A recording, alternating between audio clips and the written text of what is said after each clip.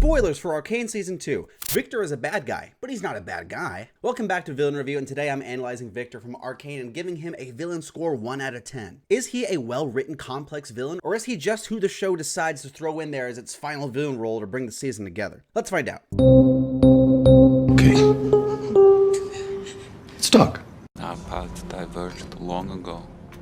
It was affection that held us together. Alright, we got some ground to cover. In Season 1, Viktor is a lab assistant from Zahn who now works for Heimendinger but agrees to help Jayce explore Hex Tech. The two become best buddies and make a ton of progress in the field, finding better ways to control it, as well as some over-designed bitch mittens, and a few other cool weapons. Nothing could possibly go wrong until they find out Viktor has an incurable sickness.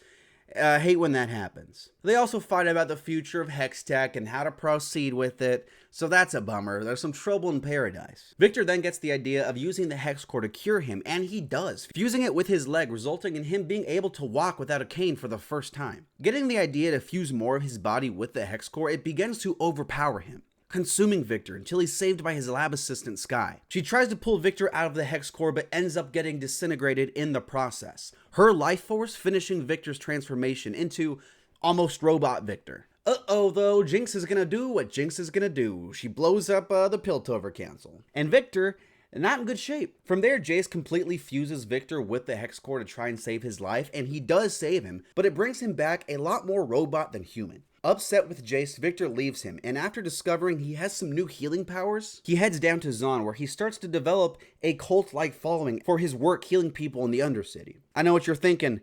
Is this Viktor guy even a villain? He seems like just a chill guy so far. Let's talk about it. After his healing spree, Viktor decides that there's too much conflict in humans as a result of their free will, so he's gonna spark a new evolution that will bring them under his control, robbing them of their free will. He teams up with the Noxians and goes to war against everyone else in the show to wrap up Season 2. When it comes to his actual motive of his plan, I don't think the motive itself is bad, but how he gets there is a little more tricky. When you make a hero into a villain, we have to buy why he's doing bad things all of a sudden, and this change feels a little inconsistent when we look at our Viktor from Season 1. I wish we got a few more insights into why he believes this to be his solution for humanity, but instead, he kind of just decides it. I always thought there has to be some, interference, some version of the Hex Core that's like tampering with this.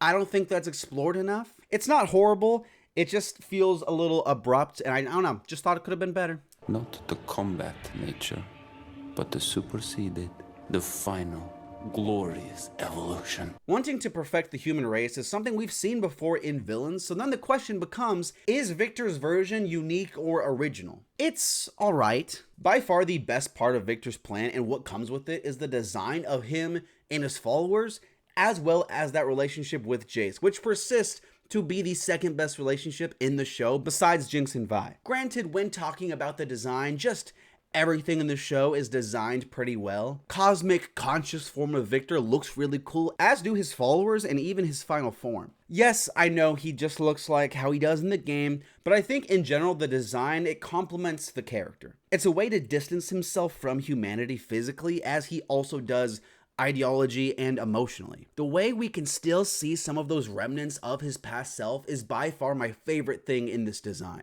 It's almost like a butterfly emerging from its cocoon. It looks really cool, it's an awesome villain design, and we still get some hints of who he was in the past. The golden sentinel things he has also look really cool, reflecting Viktor's ideology and like that idea of perfection. They're sleek, golden, clean, all things we associate with like perfection and the opposite of what humans are. Love when a character's ideas are reflected in design. We need to talk about Jayce though, because all throughout the second season, he's trying to stop Viktor, and they have some really good back and forths. You can tell that both of them, they just really want to be working alongside their partner again, but the only thing more important to them is their ideologies and their goals. It's almost like they're having a debate through Season 2 to try and convince the other one that their path is right. I really enjoy it. Aside from that, I'd say Viktor is a little less interesting personality-wise in Season 2, mainly because he doesn't really do that much in the middle of the show, kind of just buying time for his final advance at the end.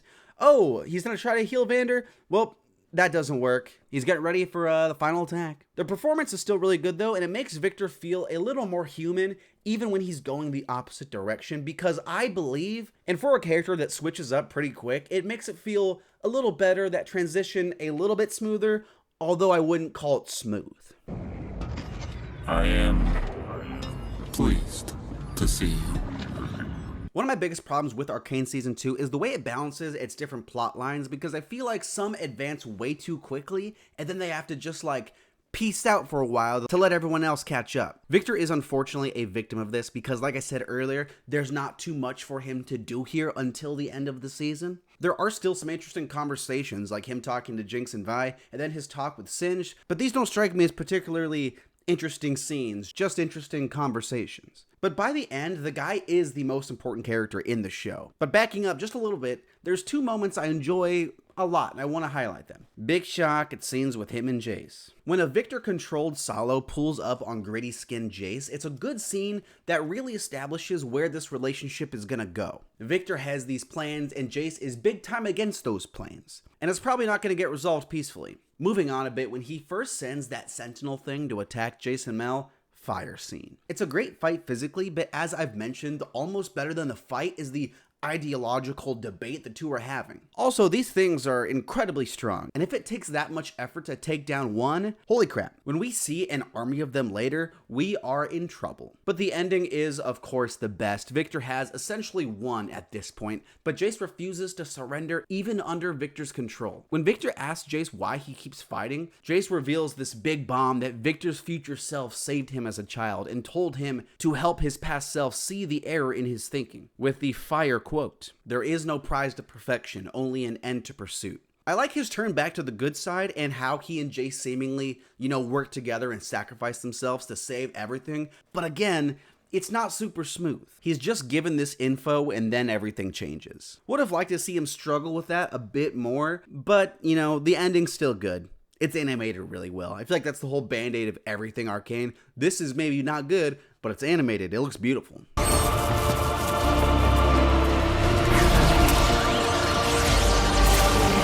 Viktor has some really strong qualities as a villain, but also some things that hold him back. As a character in Season 1, I enjoy him a lot more, but as a villain in Season 2, unfortunately, not as good. I'm going to give Viktor the villain score of a 6.5. There is no prize to perfection, only an end to pursuit. Thanks so much for watching, though. That's my review of Viktor. Let me know what other Arcanes I should review. New villain reviews coming out all the time. Hit subscribe. I'll talk to you later. Check out my other channel. I made some cool Arcane videos over there. Okay, bye.